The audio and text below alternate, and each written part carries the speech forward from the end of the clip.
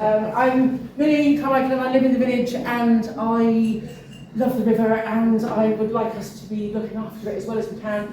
So this evening Anna from ARK is going to talk to us about how to look after our river.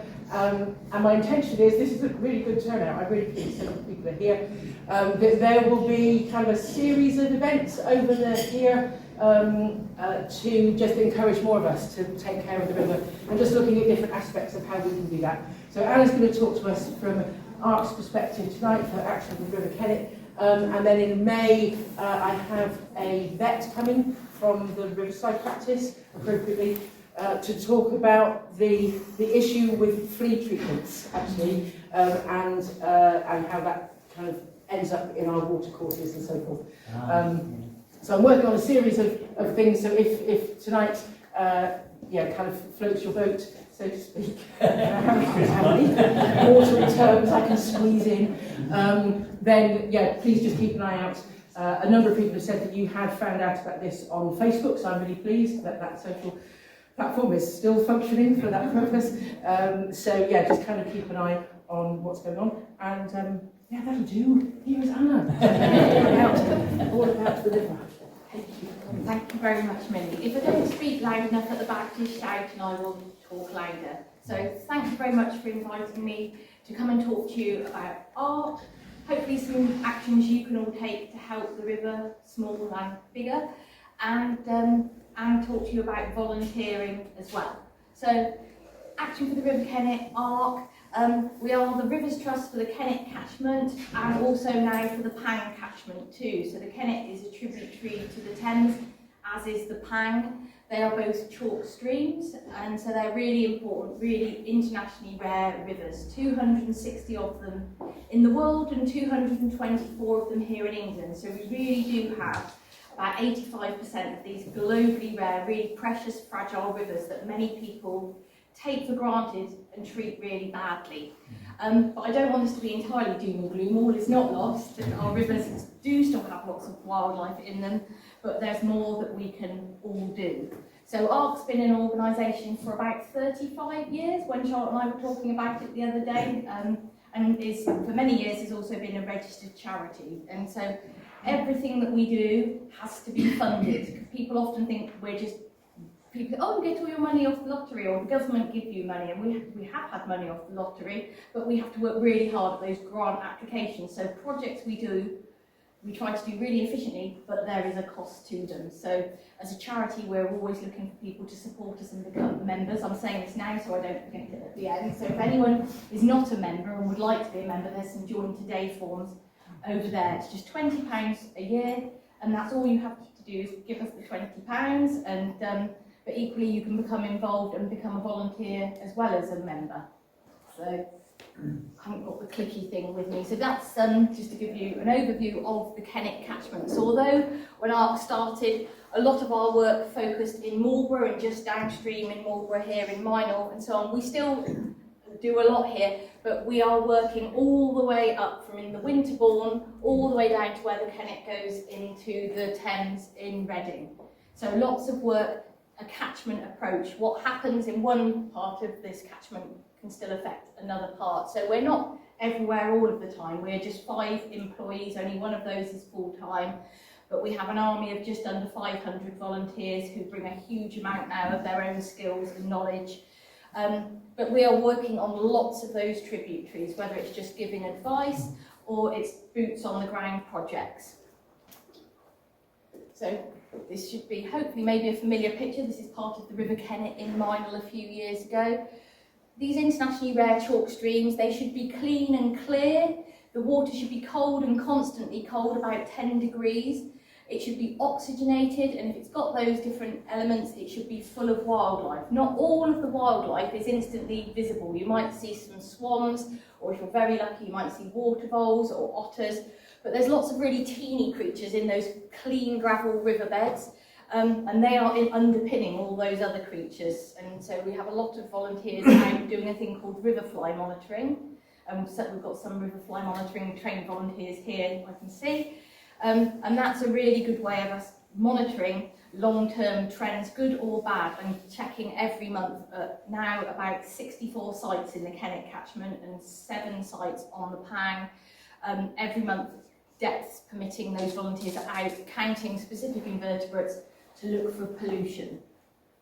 So just, like I said, lots and lots of different wildlife, from the teeny freshwater shrimp, brown trout, moorhens, water voles. We're really lucky to have water voles on the Kennet, and you've got lots going through Minal. Nationally, these are in decline. They're Britain's fastest declining mammal, but it's by looking after your rivers properly that they can thrive. And they need lots of nice, well-vegetated riverbanks, not strimmed and mown into oblivion, and they need habitat connectivity. So when they breed, and they breed a lot, those young need to disperse. So having continuous healthy river corridor is really important for this little mammal. We've got grass snakes, which some people are like, ooh, snakes, but they're really important, just as important as the cute furry water voles. And kingfishers. How many people here have seen kingfishers? That's really nice to see. So you know your river's special if you've seen kingfishers. And the kingfishers need the little fish like the sticklebacks and the bullheads, and the little sticklebacks and bullheads need the shrimp. So if you want kingfishers, you need your shrimp. ARK started off, as I said, a long time ago, and it was a lobbying organisation, and it was the thing we were lobbying about was abstraction. The water being taken from the chalk aquifer that feeds our rivers. There's still abstraction that goes on today, but thanks to a lot of campaigning over many years, the abstraction is less. And on the River ARK, there is now no abstraction, and that is because of ARK's campaigning. Obviously this is the stretch of the Kennet that goes through Morpeth College. So this isn't a winterbourne stretch. This is a stretch of the river that should flow year round. And this is, I think, probably about 13 years ago now, when we had a drought year. And you can see obviously what happened to the fish that were living in that stretch. It has obviously recovered, but the more, and I know we've just come through 2 very wet years, but when we go through cycles like this, the more this happens, the harder it is for nature to bounce back. And so the very simple thing that you can do to help is be mindful of the amount of water you are using. We can all moan about water companies not fixing leaks, and that's something that is poor and does need to improve. But equally, as individuals, we all need to try and be mindful of the amount of water we use, because every drop we use is a drop less that reaches the river. So when we're using our hose pipes, perhaps we should be thinking of using water butts, and just valuing water is really important, so we have less of that. This is the same slide as we use with all the schools that we work with every year, because lots of people don't realise where their water comes from. About the rain coming down, going down through the soil, down into the chalk aquifer, and that's why the water that feeds these rivers is groundwater, and why it's cold, clean and clear, because it's been filtered through all that chalk geology. And then it comes up and feeds our river. So when the water company puts a borehole in and abstracts, that's the water they're taking that's coming out of your taps. So it's just looking after your river, try and be, really water efficient. So since being that kind of single abstraction lobbying group, ARK is now all these things and a whole lot more. So just let you look at that for a moment, but we're doing all kinds of different things, from citizen science to wetland creation, catchment sensitive farming advice. If any of you own stretches of riverbank and you want us to come along and give you advice, we will come out, and we do that for nothing. We are doing lots of river restoration, large and small. And I'm going to try and take you through some of these things after. This is just telling you about the drought. If we go back to 2022, a bit of polar opposite to what we've had recently, when there was the drought, and it's basically showing that once it gets to about 20-degree heat, houses that are detached, semi-detached, terrace properties, homes with outside spaces, suddenly there's a significant increase in water use. So again, it's just trying to think we all can play our part in not making that significant increase, because between now and 2050 is when we could reach the jaws of death moment, when the amount of water we're all using, with population growing, and this is overall, the south is a very densely populated area, it's going to get to where there isn't enough water. So it's something that's going to happen within our lifetime, so we really do need to all start being really thinking about how we use our water. So what does a trout need to thrive? We're not only interested in trout, but trout are very fussy. So if you get things right for the trout, it's going to be right for lots of the other creatures in the river. So this is a nice healthy gravel riverbed. This was a picture I took in Cooper's Meadow in the River Kennet in Marlborough. So trout, even though that's right in the middle of the town, the trout can live happily there because they've got a nice clean gravel riverbed. Every winter when they spawn, when they get together to make more trout, they need a clean gravel riverbed. If the riverbed is covered in silt and sediment like this, a trout might be seen there, but they simply won't be able to breed there because when they lay their eggs there, the eggs will get suffocated, so they won't hatch out and develop. And then you're going to have problems because trout, only 5 in 100 survive the first year on a good year. So that's if everything's going well. For a healthy river, you want water quality, water quantity, and healthy river habitats, all the aquatic plants, the marginal plants. So if that's the kind of ratio of survival when it's going well, when it happens like this, that's really bad. And they're important in the food chain for other creatures as well as in their own right.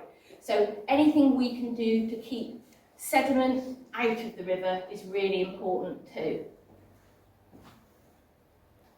So we might be known an awful lot for litter picking, which is something we still continue to do a lot of today. That was a microwave we got out the bottom of the river. That was, quite funnily enough, that Audi exhaust system was found just downstream of a garage. Where could that have come from? And that was a double mattress at the bottom of the river, which is really heavy. That particular stretch of river, 2 double mattresses in 1 year, and you know how heavy a mattress is, so if you're trying to get it from the bottom of the river when it's water sodden, it was quite a challenge, but we weren't going to leave it in there. Lots of litter, as well as being unsightly or litter that could trap wildlife in bottles and so on, lots of these things from homes and clothing have been covered in flame retardant chemicals, and that will leach into the river and is really bad as well. So yeah, it's something, again, we continue to do in Marlborough, and we normally go through a stretch of the River Lambourne every year, which we always say is the stretch of river that just continues to give because there's just always so much litter there. And a lot of what we're doing in schools also is educating young people so that hopefully they grow up not being the ones throwing their Stella cans or their Monster Energy drink bottles into the river. So it would be nice if we didn't have to do that. This is one of our early projects, and all our projects we pretty much get the communities involved in whatever we do. This again is probably a familiar stretch to you of Cooper's Meadow in Marlborough. This was probably about 15, 16 years ago now. So that's how it looks last summer, that's how it looked a number of years ago. So what we've done is, although people might like thinking, oh, I've got all that access to the river, there are still access points to the river, but any kind of, when it would rain, any soil would go straight into the river and you wouldn't have much wildlife in it because fish want cover, they feel safe if there's tall plants at the side of the river. You certainly wouldn't have had water voles there because there was nowhere for them to actually have any kind of plants to eat. They eat 80% of their body weight in food every day. So by putting in all those plants, you've got better invertebrate life. We've got water voles living in the middle of Marlborough. We quite often find otter sprain, otter poos along here. So that's great that otters are passing right the way through the middle of town.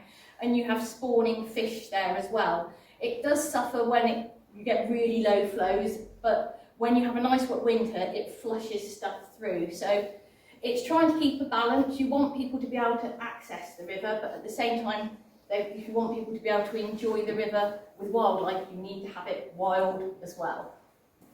And that was all planted up by local volunteers. This was a project probably about 5-6 years ago. That was the back of Waitro's car park, and there was a hard engineered wall down there, and we got permission from Waitrose and we got the funding in to pay for the project, just to do from the Mustard Seed Cafe towards the fish pass that we put in many years ago to enable fish to go up and down where the mill wheel used to be.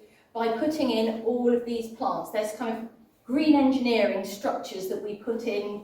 We do a thing in the autumn called faggot making, and we use Martin's woods. We go in and coppice hazel and make these big neat hazel bundles, and then they are put in the river to put the sinuosity into straightened channels of the river to make the river flow better and have flow diversity. And then we pack in all these native marginal plants like sedge, purple loosestrife,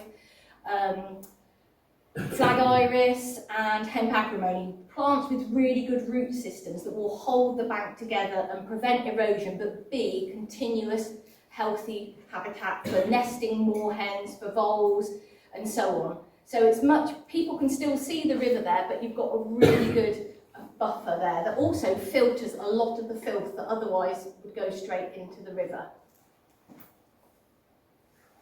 So this we work on, if we want the river to be healthy, we need to work on all of it. And a lot of the Kennet is private. We work with lots of different landowners, including fisheries, and fisheries pay a fishery membership to ARK each year.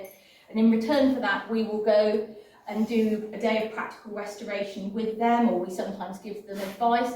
This was quite a large project we did at Avington Fishery, which is just further down from Hungerford. And they had let us have an ARK members walk. If you become a member, you then get to be nice and nosy at these private places.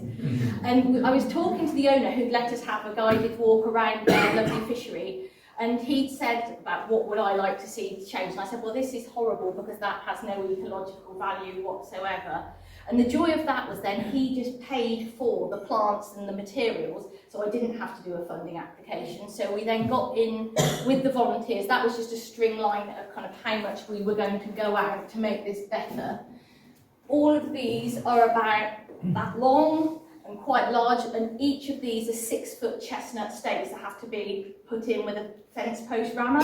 And this was the first project where we used our lovely new petrol-driven fence post rammer, which was a godsend because it just meant we could go much quicker because it was much less energy consuming. Then the river keeper, this is all Site 1 material that he's pushed forward behind the hazel faggot. And then the volunteers came back again after doing the faggot installation, and then we foraged elsewhere on the estate for all of this sedge and flag iris, and then that's what it looked like about a year later. So it's much nicer. So it's nicer visually, I think, than just that horrible hard engineered wall, but it's also just a really great habitat, and that will benefit them because the fish will like it better there. We've put a meander going on so they've got better flow, so they've got a cleaner riverbed. And then when the mayfly hatch in May, June time, they've actually got places to land as well while their wings dry, and they've got voles in there as well. So, and none of this park isn't fished by the rods there anyway, so it's just somewhere where they'd sit. And so it's a really nice project because the volunteers got to really get their teeth into being there, doing something really good, and it just wouldn't have happened without that good relationship between ARK and the fishery, and our volunteers been helping us do all the actual physical works. So that's a little juvenile water vole, and really cute to see. If you see them along, and you can tell the difference between rats because water voles have a kind of much blunter face, and their ears are much more hidden away, whereas rats' ears are more visible, and they have a kind of shorter, more hairy tail than a rat. And then this is a mayfly. There are 52 different species of mayfly we've got in our rivers, but this is kind of what you're looking out for. And again, if you've got the mayfly, they're so important, from whether they're a larva in the bottom of the river or whether they're an adult when they hatch and they just have about a day. They don't have a mouth as an adult. Their purpose is just to mate, die, and lay some eggs in between those two things. This green solutions, so not only about the river but helping the river by creating wetlands. I think ARK has made 6 or 7 wetlands now. This was the first one we did at Stonebridge Wild River Reserve in Marlborough. It filters, the connection to the river here is, before there was lots of road surface runoff that used to come straight in through an open culvert from the busy A4 straight into the river.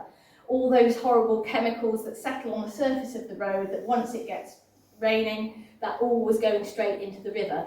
Now it gets filtered because it comes in through the wetland, which doesn't look like this anymore, but it's just showing you, we got the funding in, we got the permission in to dig it, it was then all planted up by volunteers, and that's kind of what it looks like now. It's had to be dug out twice because nobody quite knew how much runoff was going to be coming in from the roads. And so eventually it kind of all gets filled up, and then we're very lucky that a local councillor who can drive a digger has come in and operated the digger for us to dig it out so it can keep performing that function of filtering everything, because eventually that leads back to the river just over there, but the water going back into the river is then really clean rather than being full of all those horrible nasties from the road. This is a picture from a couple of years ago. This is up in Fifield, so that's the River Kennet there, and then that is a new very big wetland. My colleague Ruka oversaw that project, and that has now all the plants have taken, and it looks much nicer than that now, but it also again takes a lot of the runoff that's coming in off that busy road.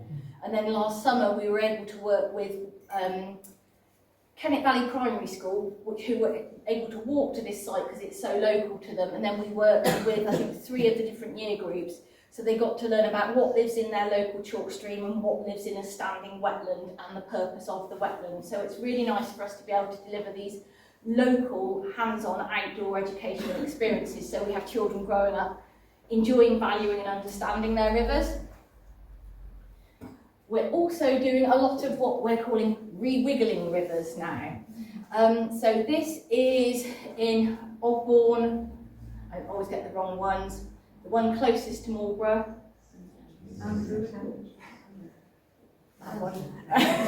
So the river in the years gone by had been moved to the edge of the field and was artificially straightened, and so now what it's been done, well, the clue is in the picture, it's been re-wiggled by looking at old LiDAR data and old maps. It's kind of putting the river back, setting it free again, so it's not constrained in a deep artificial straight channel. And I've got a bit of footage to show you, if it will play. So this is Rupert out with his favourite toy, the drone, and it will get better and better because the plants will start taking, but already, in case you can't make out what they are, those are loads and loads of lapwing, which if you've driven out on that road on your left-hand side, you might have seen them in the past 2 winters. So that is a kind of added bonus. We didn't realise there was suddenly going to be loads of lapwing that we're using it, and now there's Project PWIT, which is a wildlife trust project, and so they're now monitoring because they want to see if they end up nesting there as well. So it's really, there's already freshwater invertebrates that have started living in there, and we've got lots of data to keep on monitoring it to just see how quickly and how well it establishes and what ends up living there. So it's also what we would call natural flood management, because it's created this area that can hold a lot of water because the river is once again connected to its floodplain.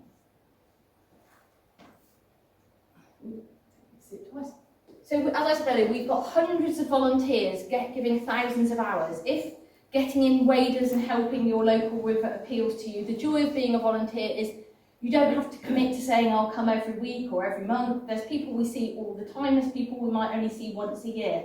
It's all good. It's, you know, you can see our volunteer programme and see what appeals to you. Some people choose to stay really local, and others kind of get addicted to working in the river and are now kind of working up and down the river, seeing different tributaries, lots of bits they never knew existed. Some people just like the practical tasks, some people like doing the citizen science aspects, and it's up to you, however much, whatever you enjoy. And we are in a really lucky position that when I send out our volunteer programme, sometimes it fills up in less than a day of some of the tasks. We've got a task coming up in July, which is just litter picking from Stonebridge in Marlborough through to sort of Figgins Lane Bridge. And I could have filled that task three times over. And that is really lovely to know that people are that keen to help us. And it also puts us in a strong position that if people do suddenly drop out for whatever reason, I know we can still do that task because we've got a long waiting list. And different tasks, some tasks might only need 5 people. Other tasks here, there are more people that weren't in there. I think we had about 20 people helping us that day. And that was where there'd been work here. This is at East Ridge Estate and near Littlecote. So where some re-meandering had been done by the river keeper, and then he asked us, could we come in, and we foraged again for all of that sedge and then worked as a big team and carried on planting all the way around for hundreds of metres. So for one river keeper, that would have been a nightmare of a job. So he was hugely grateful for us to turn up like a little army and kind of do the whole lot in one day. But it was pleasurable for everyone there. They got to meet and chat with the river keeper. And yeah, so and we have from all ages. We've had, our oldest volunteer was the other day, and I think they were something like 93. So they only came along for an hour, but they had a really nice hour. So that was really lovely that they came along, did all they felt they could do, which I thought that was kind of inspirational to anyone to be out planting a wetland up at 93. To our kind of teenagers doing their Duke of Edinburgh bronze and silver with us. So it's a great way to learn more about the river, to come out and join in with us. This is a quick piece of footage. This was a very ugly wall next to T.H. White's, facing onto our Stonebridge Wild River Reserve, and these are all volunteers who have helped us transform it, getting it ready for Janie, who is a professional spray paint artist, and she came along and over a number of weeks and months has transformed that wall. So now, rather than just being an ugly eyesore with children learning swear words from what was written on it, now it's an inspirational wall because it's showing chalk streams and surrounding habitats. So even if people aren't coming into the reserve, which is open and free for everyone to visit, that we jointly own with the town council, you hear people having conversations of all ages as they either stop and look at this or as they go over the bridge. And you can sometimes hear the children telling the parents, that is a case caddis, which always makes me pleased that it means our sessions are working. So it's not everyone, some people want to help, but they don't want to get in the river, and that's just showing you that that was a land-based task connected to the river, but yeah, helping continue to transform a local space. So Stonebridge we jointly bought with the council in 2011, and it's managed to be an exemplar of a chalk stream and surrounding habitat. It's kind of at its most conventionally beautiful in spring and summer, but it's worth a visit with your wellies any time of the year because you never know what you're going to see down there, and different areas are managed in different ways. It's really important, it's a water meadow. We sometimes get an email from the odd member of the public telling us it's too wet. And it's like, the clue is in the name, but then I can hold back from writing that to them. It is performing a really important function. If another way you can help is you see people putting in for planning to try and build on these floodplains, take the 5-10 minutes to write your objection into these things, because actually if none of us bother writing in, and ARK writes into these different applications, then we can't moan when we see things happen. So it's really important to make your voice heard with these kind of things, because as you know, living in Minal, those big water meadows you've got here prevented flooding from being much worse. So often we are putting stuff in, and this is also, we get lots of calls, and it's good that people are getting in touch with us about this, because people instantly think, oh, something's fallen in the river, I must get it out. If it's a trolley, yes, let's get it out. But actually, if it's a tree, as long as it's firmly anchored and it's not genuinely a flood risk, trees in rivers, it's been happening a long time, and it's often a good thing. It actually creates cover for little fish to hide under. You'll get richer invertebrate life because lots of those little tiny creatures are living off of the bits of wood. So sometimes we are pinning bits of wood in of different sizes to actually enhance the habitat. So as long as things are secured in, and yeah, the other thing that people tend to clear out a lot of is watercress. And in the olden days, I know lots of people, it was a thing that people went out and they cleared it all. Watercress is not going to increase your flooding. It has really small roots, and once you have a decent amount of power coming through the river, it will just displace itself anyway. When it's coming out in the summer, when the river levels are dropping, all it's doing, it's looking after the river, it's narrowing the channel to make whatever water is still there, keep it moving. If you pull it all out, you're going to have a really slow river with not much oxygen in it, and so it's much better to leave watercress in. Not tidying up. This is an old tree that's gone back, and this people in various times have got in touch saying, oh, do we need to tow that away? It's best just to leave it there. That Chalk streams naturally have really low banks. They're only built up from dredgings of the past where everything's been cleared and left on the bank. That is a perfect habitat for kingfishers to nest in, because they will create burrows in there, and that's where they lay their eggs and have their young. So we've got 3 trees like that at Stonebridge. I know there's some going through Ramsbury, and they're probably hidden away elsewhere all over the Kennet. And you can tell if they're active if they've got a burrow in them, and then there's lots of white down below the hole, because that's the poo. So, yeah, so it might not look wonderful, but it's actually really important. The one at Stonebridge, we knew we had nesting kingfishers in there, and we actually had otters underneath, so it was kind of a hotel for all kinds. Where's that one? That one is at Stonebridge. So we've got 3 trees of different size like that at Stonebridge. So, let's just see if this will play. So this is a water vole. It's quite shaky footage because it was a few years ago with me with just my phone in the river. They are quite people friendly. I was just stood there just filming it away. And again, it just shows the importance of these plants. Like, they're not fussy. They about 125 different species of plant. But if all of that was trimmed away, you wouldn't have them there. So it's just trying to, you know, they eat so much, and they're often out in the day. So if you're quite quiet and go along any bit of river, even the busy public bits of river, if the habitat is there, you sometimes literally just hear them, and they're just sat there eating away. And they're really important food for other creatures as well. An otter will eat the odd water vole, but that's the kind of cycle of, you know, this life of how it all is. And so it's really important. We have lots of volunteers actually who go out and monitor them. So that's a familiar bridge to you all. And that's Glyn, Zoe, Judy and Jess, and we have probably now about 15 different people trained up to be water vole surveyors, where we work in small teams and we go out to specific stretches of river, and we're in there. These are our broom poles which we use to gently part the vegetation, looking for, there's a recurring theme here, poo, and we look for, because of the way how their teeth are, they chew at 45 degrees. So if you look at vegetation growing by the river and it's at 45 degrees, that's water vole feeding. So this is a feeding station. So sometimes we're lucky and we see the voles, but we're looking for evidence of them being there. That all gets mapped out, and then it helps us know, because if that stretch in Minal there suddenly had nothing, we'd know something was going really wrong, because that stretch there, it's always got loads of field signs.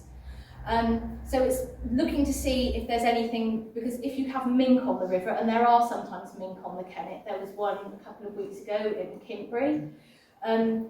Mink, which are a non-native invasive species, so if you spot something and you think, that doesn't look like an otter, I think it's a mink, please let us know, because then we can try and be on it, and we communicate with all the different river keepers to let them know to be really vigilant. American mink shouldn't be here, and because they're slightly smaller than an otter, they can get into a burrow and they can wipe out a whole kind of colony of water vole in one summer. So it's really important that we do deal with them. This is Zoe, who is also trained up to be she knows what mink footprints look like. So we have these mink rafts. So any creature, when that's folded over, can walk through, but they walk over a clay plate, and it then leaves footprints. If we know their mink footprint, then we slide in a trap, and then the trap, whereas you can check the raft once a week, a trap goes in that has to be checked every day. And then if it's something like a vole was in there, they get let go, and if it's a mink, they get dispatched. And although people might not think that's nice, and some go, why don't you take them back to America? And I can't believe animals are actually asking that question. So they get dispatched. We have got a stuffed mink that we take into the schools called Godzilla, and it's always the little boys that say, where's the bullet hole? But I sort of think it is important for children to know the difference between, you know, native wildlife and non-native, because the non-native wildlife does have an impact. So lots of the fisheries have got these, and that's another thing that our volunteers do. They might go onto the fishery every week and check the mink rafts. So it's a nice way of having a wander around and being allowed on there, but checking the raft as well. So if you're by the river and you find they're about the size of a tic tac, rounded at both ends, that's water vole droppings as well. So. Where's that bridge? So this bridge, it's here in Minal. Yeah. So it's The road bridge. Just out there. Yeah. And both sides there, when we surveyed, are absolutely packed with signs of water vole, which is really encouraging. And that data, like I said, it's not only for us, it gets shared with the Minal Society, so we're contributing not only to local data but to national data, and then that is really useful for people to know whether trends are just happening with you locally or whether it's a bigger picture. These are all our riverfly sites. When I mentioned riverfly monitoring earlier, that's a riverfly kit. It's a lovely way to get involved, and you have your own site and you check that same site every month. We've got sites, some of them we've got data going back 15, 16 years now, and in the past we have actually identified pollution incidents that otherwise would have gone undetected. There was a really big pollution incident from an insecticide that was in the water called chlorpyrifos. And that was picked up because of our volunteers doing their 3-minute kick sample, looking for their indicator species of invertebrates. And it was a site that normally was pretty good. And suddenly the trigger level had been breached. They followed the protocol, which was to contact me. I then contact our person at the Environment Agency, and then the Environment Agency is supposed to come out. And they are the ones that then follow up, which is how we know that it was an insecticide called chlorpyrifos, which shows the problem because it came out of the sewage treatment works. Now, this wasn't actually Thames Water's fault, because even when a sewage treatment works is functioning properly, they treat 3 things: poo, pee and paper, as in loo roll. If you put other things down your sinks and loos, they don't get treated. They just go out into the river. So if people are putting old medicines or rinsing an old container of an insecticide down their loo or down their sink, that will go to the sewage treatment works. They are not equipped to deal with that. It will go straight out into your precious chalk stream. So please dispose of anything like that appropriately, taking it to your local recycling centre, etc. Not doing that, because it was estimated that the insect life, we know from then deploying our other monitors out on that day when we knew there was a problem, the impact carried from Elcott on the kind of east side of Marlborough all the way down to Hungerford. There was still an impact.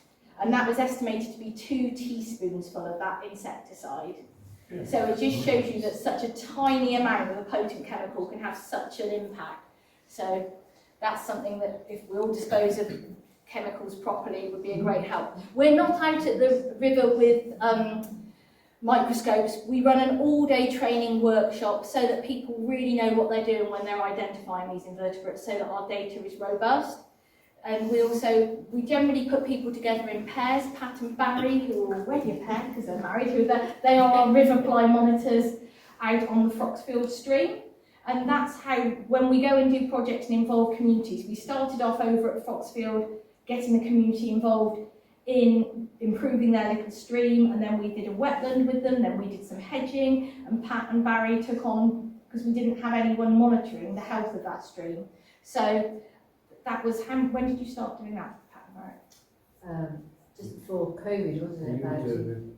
We used to do it, yeah. So like 2019, and they're still going strong. And that's the thing, I think it's really nice that you get to know your local bit of river and see it all through the seasons. And generally, once people have got a site, they stick with it. And so that's really good that that investment of the time of training then pays off. So those are all our riverfly sites, and each month that data all gets shared with the Environment Agency. We are still campaigning, this was the March for Clean Water that happened last year. So along with many thousands of other people, we took our trout on sticks and marched. Who knows if it's achieved anything, but I think it was a great coming together of so many different organisations, from anglers to, there were school children there were lots of different rivers trusts like we are, and just everyone just fed up. And I think it was just important for the government and other people just to see how many people really want our rivers looked after and want to see change, particularly with regard to sewage issues. In case any of you're going out to the river and you want to know, and this isn't a guarantee that your river is safe. A river is a natural body, there's all kinds of things in it, but one of the things there's far too much of often is sewage. Thames Water have a event duration monitoring map, but if you put Thames Water map in, this should come up. And when it's red, that's showing you that untreated sewage is currently discharging. Orange, last 48 hours.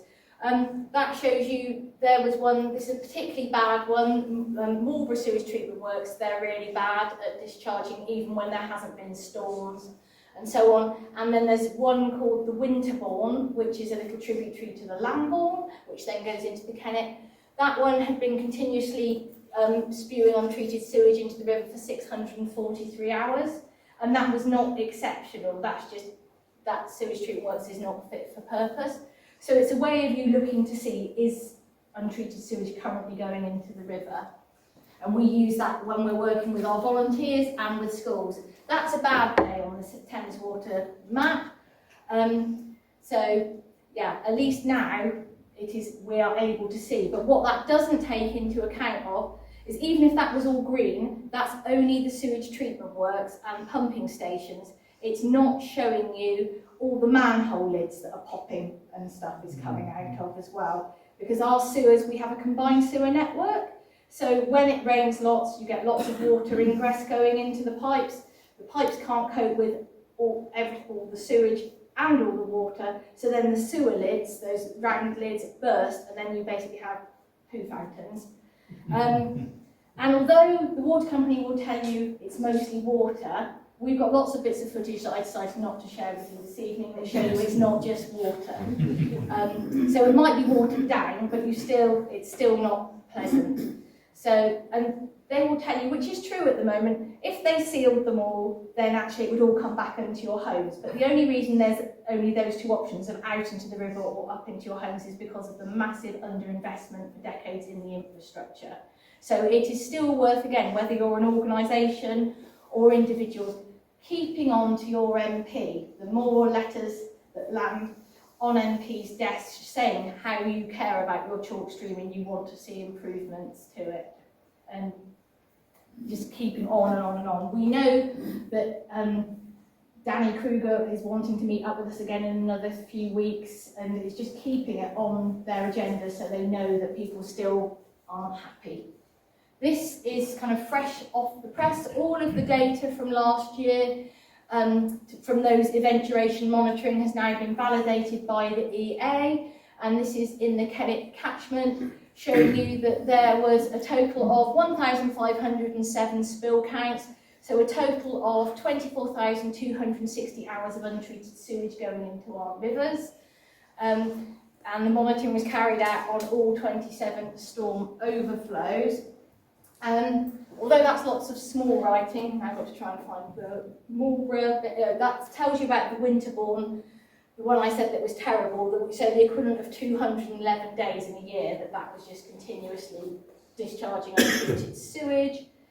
And can you see Marlborough on here? I found it earlier. Yes, Marlborough there at the top. So last year there were 172, a duration of 2,786 hours. So that obviously affects you here in Minal because you are downstream of all that discharging. And that, when you have all those nutrients coming into the river, that is really not good. There's too much phosphate in the river, and you then get algal blooms, and you get lots of smothered riverbeds as well. So it's just kind of showing you that this is still sadly all happening, and yeah, and this is slide saying we're particularly concerned about the discharges in the upper reaches of the Kennet, because often it's going into these small stretches of river. And the Winterbourne, we run a lot of educational outreach every year, normally working with about 2,000 school children, and more we are having to not take children to their most close stretch of river, because if your school is anywhere near that Winterbourne, we can't get children in there. One, there's going to be not much for them to see of wildlife, and two, it's not appropriate for us or the children to be in there.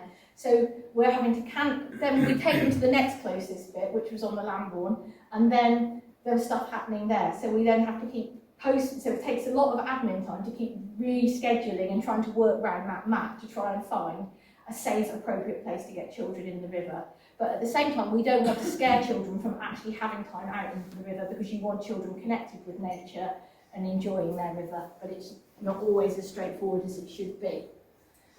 Again, that's probably a familiar sight to you all, and again, it's just remembering that those spaces are really important. So if those are kind of built on, or then you're going to face a lot more problems. So just a reminder of this is how a chalk stream should look. This is stream water crowfoot or ranunculus.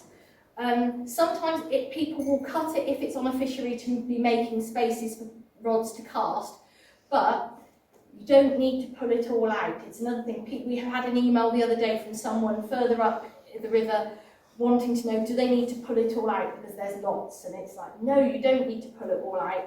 As water levels go down in summer, this is a great way of keeping the level up and keeping oxygen in the water.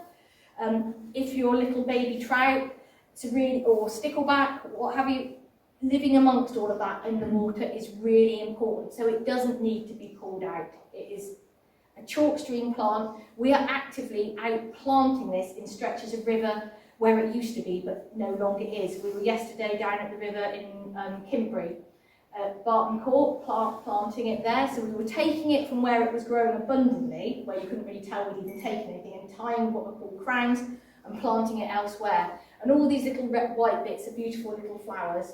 And again, voles love eating those flowers. So it's a really important one. Also, a mixture of light and shade if you've got a stretch of river.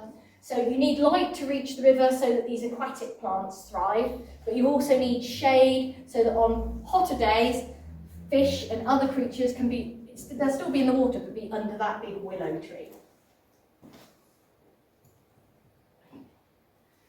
We do lots of corporate days. This is a local company based in Marlborough called Adam Matthew.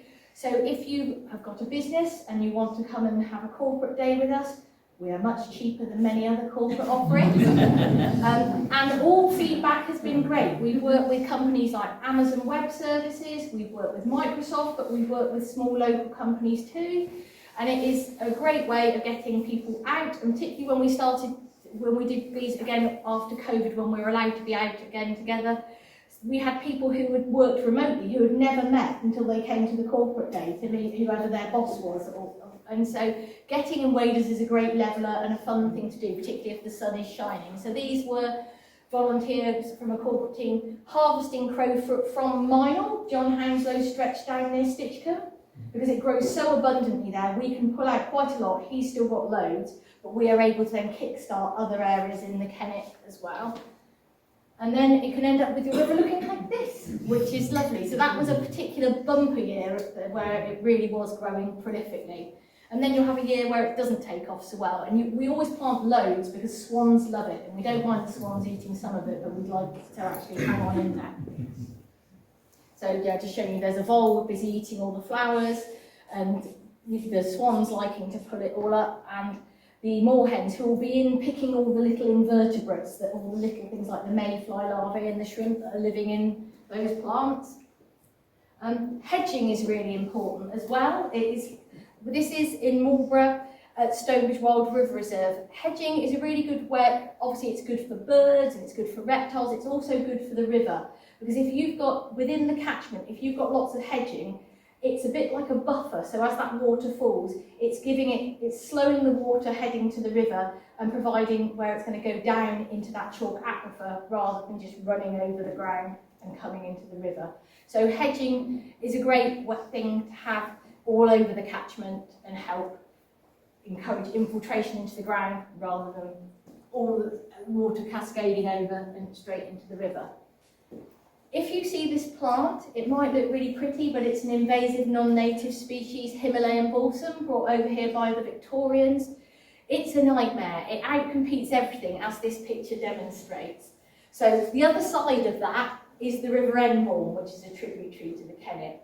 So we used to have a lot of this growing in Minal, and it was one of the first places I started running Himalayan balsam pulling.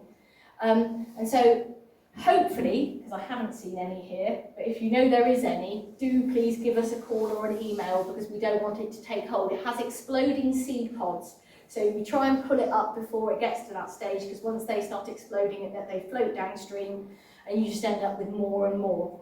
The reason it's so bad is because it outcompetes everything else, and it has really small roots. So it doesn't hold the bank together properly, so you get a lot of erosion, and then you get soil going into the river and smothering the riverbed, like in the trout picture near the start. And because then it only flowers at the one time of year, so once it's flowered, then you've got nothing for your pollinating insects. So you want your native mix of plants that flower at all different times in succession through the year. So the redeeming thing about this is it comes up very easily because of its pathetically small roots. So with a big team, we can pull up loads, and we just have to keep going back to the same sites 2 or 3 times over about 5 years. And so at the moment, the River Endmore is where we're tackling it. We've got rid of it from everywhere we know about on the River Lambourne. And at the moment, it's on the River Dun, but we're kind of nearly there, hopefully, with working on it. So, but if people know of anywhere where it is, do let us know. So, this is a picture of the River Og in Marlborough, which should be a beautiful chalk stream. This was a few years ago. One of our volunteers who was out litter picking spotted this. It doesn't normally look like that. This is down near Bay Meadows. And he said he doesn't have a smartphone, so he just Sunday morning tap at my door. Anna, there's something going on the Og. So I went down, and I always, if you see something bad, please film it and photograph it, because otherwise people will try to deny it. Because when Thames Water came out, they said there was nothing wrong with the river. And as my pictures and filming tell me otherwise, all of these lumps you can see at the bottom are wet wipes. So wet wipes are generally made of plastic. And we do an experiment with children in schools where we have 2 bottles full of water, one with loo roll, one with wet wipes, and we make them shake it so they see that loo roll breaks down and wet wipes do not.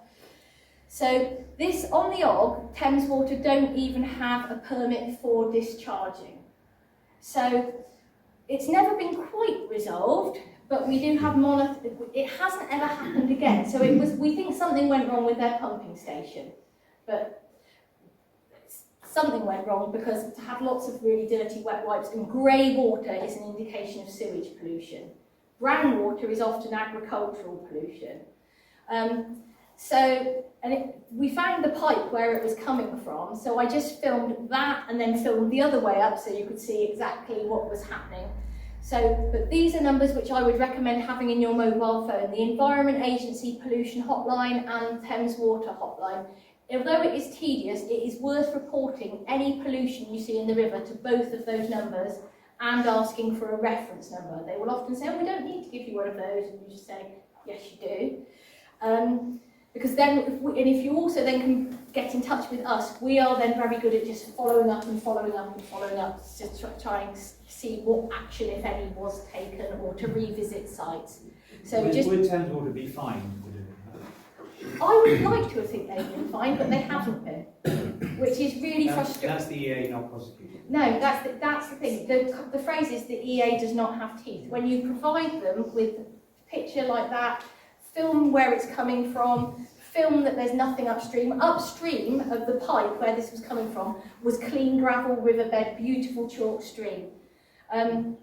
Yeah, and the fact that they came out, which was great, which doesn't always happen, as in Thames Water came out, but they said, they literally said in the emails that there was no ecological damage that they could see. And I just think, well, a picture paints 1,000 words.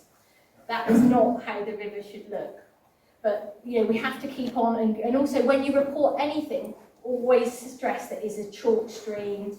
And if it's the Kennet, you can say it's a triple SI, a site of special scientific interest, because the people you will get through to are receptionists. They're not anyone who knows anything particularly about rivers. So you have to trigger the right things to get it prioritised. And often they will only come out, the EA now, which is really dispiriting, often if they say, are there any visibly dead fish? And the thing is, there can be so much going on that doesn't necessarily affect the fish. But sometimes there's things where originally they say they won't come out, and then we will follow up with connections we have within the EA, and then sometimes people will then come out.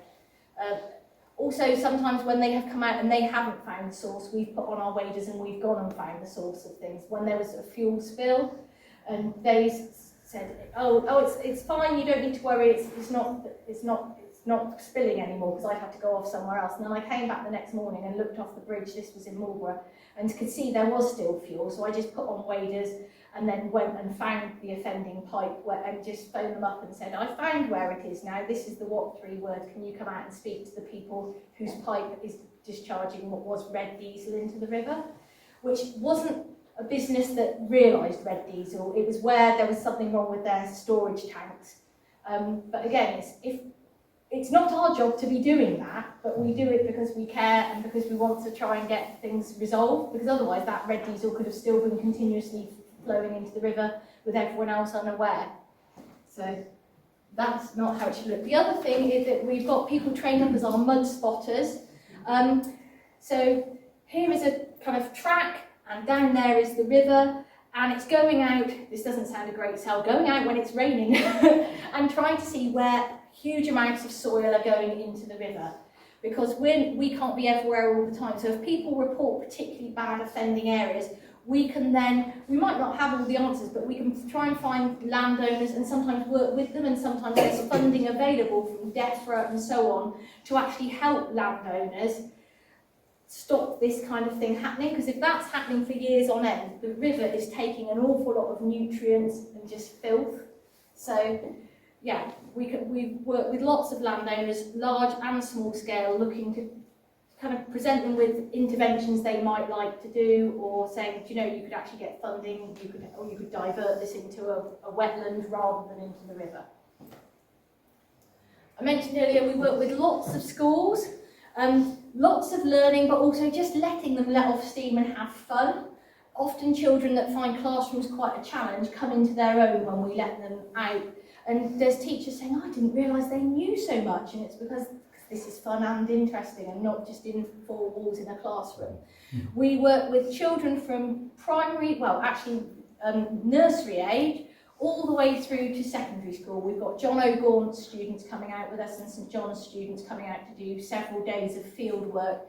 We tick lots of curriculum boxes and so much more besides. And lots of children don't even own wellies anymore, which is really sad to see. And you say, what do you think lives in your local river? And children will say octopus, sharks, crocodiles, and cod and clownfish, because they've all watched Finding Nemo. And I want children to get out to rivers and know that we have bullheads, we have trout, we have case caddis and kingfishers, and them to be excited by those as well as sharks and crocodiles. And so we run, like I say, we're working with schools all the way up from Lockridge Primary School all the way down to the really urban schools in Reading. All of those schools and Cubs and Brownie and Beaver groups, they do not have to pay us for this, because we work really hard to get funding in so that finance is not a barrier to any school. The fisheries are great allies with this. Often we are saying, I'm phoning up one of the river keepers and saying, okay, the school is Kimpbury Primary School, can I bring 60 children to your river in 5 weeks' time, a month's time?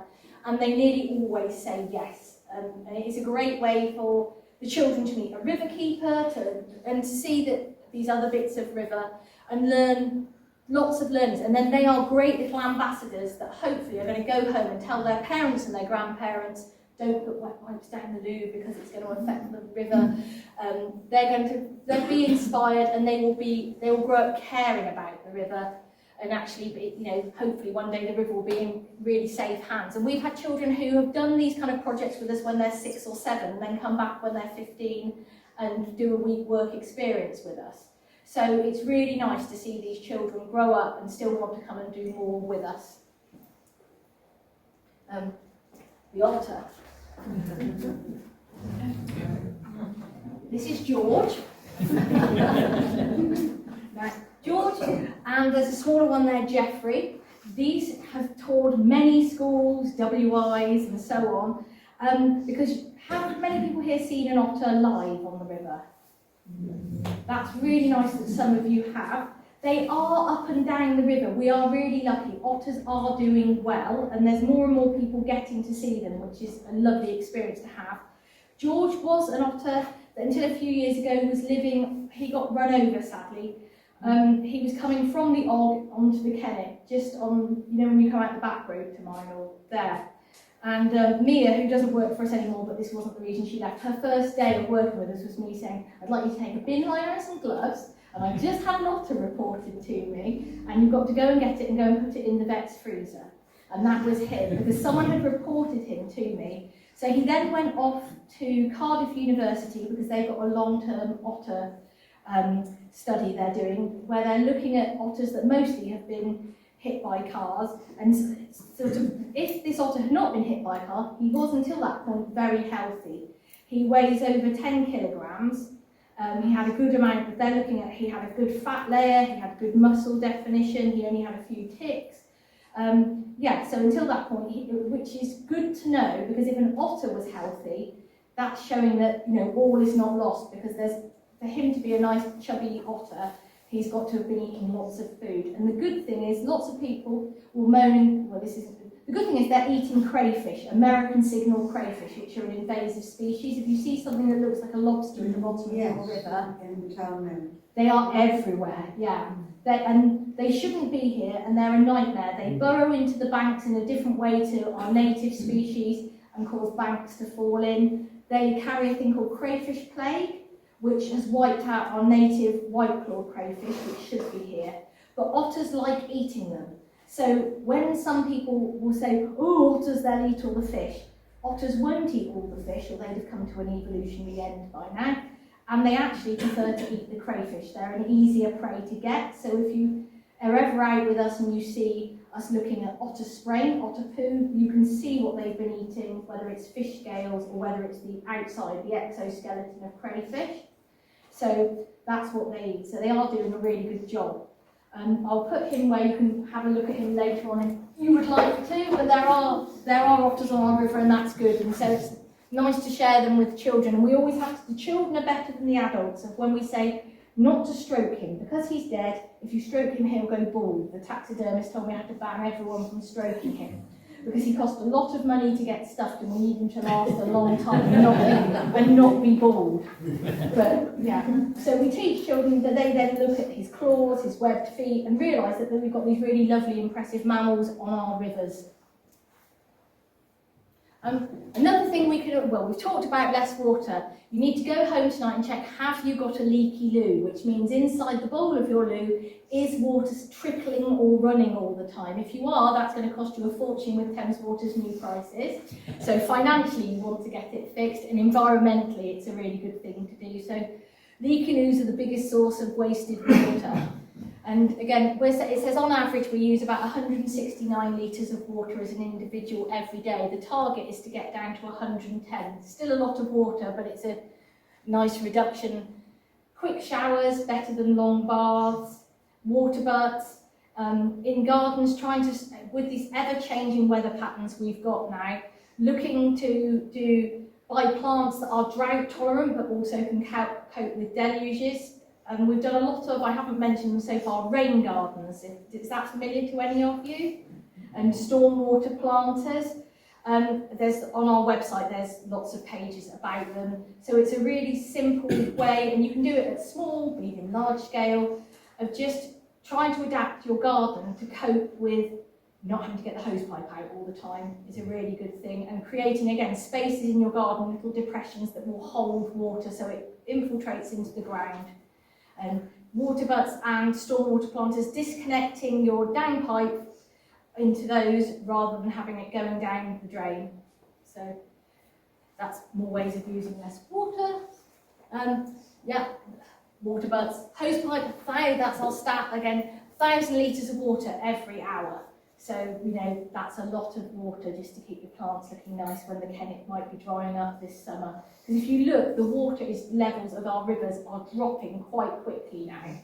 And the water companies never will put a hose pipe ban in until almost it's too late on the years, because they don't want to be unpopular, which they're unpopular anyway. So the water level of the Kennet in Minal is rising at the moment. Because of the weed. Because of the weed, yes. But John Hounsow's going to be cutting that at the end of the month, and then it's all going to go down. It is really interesting that it does rise when the water amount is dropping, yeah, because of the weed. Yeah, but if you, in Marlborough where I am, it's just now, it's suddenly gone really, really shallow, which is good for getting children in the river, but I kind of then think, oh God, what's it going to be like in July? because although chalk streams, I've said, have really cold water, when it gets to being about that deep, it does start to warm up, and then the fish really, really struggle. I'm near the end, you'll be pleased to know. Too many nutrients, phosphates in the river. So this is algae, which we don't want lots of in the river. Loads of cleaning products have phosphate in, so please try and buy phosphate-free or at least low phosphate products. This is someone's grass clipping pile right next to the river, and you could literally see the colour of the water as all the nutrients in that grass clipping pile was breaking down. And that was when we were out doing, Himalayan balsam pulling, and then just came across that at the end of someone's garden at the river. And lots of times, sometimes we just push a polite letter through someone's door saying, did you know? And they can choose whether to take that on board or ignore it. And we hope they take it on board, because if that person just moved either the compost heap or the grass clippings to break down further away from the river, that's a really simple thing to do so that you're not polluting a river. And people might think, oh, it's only mine, but there's people doing this all along the river, so collectively it all adds up. So that is just a big pile of grass clippings, but whether it's grass clippings or we've also seen people that have compost heaps right at the end of the garden, if they've got a river at the end of the garden, move your compost heap less close to the river, because all those nutrients as they're breaking down are going straight into the river. We also have had cases where people go out and they're doing gardening and they literally are just chucking whatever they've trimmed or cut or leaf blowing it all straight into the river. That shouldn't be happening. It's not good for the river, because collectively, with lots of people doing that, it's going to have an impact. So it's using your green bins or taking it up to the recycling centre or having a compost heap away from the river, not thinking, oh, I'll just empty all my lawnmower clippings straight into the river. This is the last one. This is... What do the ducks go in for? So when the ducks have got their bottoms in the air and they're beaten, they're looking for the little invertebrates to feed on, little things like mayfly larvae and the shrimp. So that's a mayfly hatching. So that was all filmed on the Kennet in Hungerford. So we were really lucky that a man who's a BBC Springwatch cameraman came out and did the filming for free. So I've got longer bits than that, but it's really, again, that's really useful for us to have that beautiful footage, to be able to kind of show you that your rivers are really special. That little mayfly that has that little day with wings and is probably going to get eaten by a swallow or a duckling or a fish, has spent between 2 and 3 years living in the gravel in the riverbed to get to that stage. So they are really not tolerant of poor water quality. So those invertebrates, we need to look after the river for those, so that all those other animals can kind of thrive too, and so that we've got lovely rivers. So your rivers are really special. If you've got any questions, I'm really happy to answer them, but thank you very much for listening.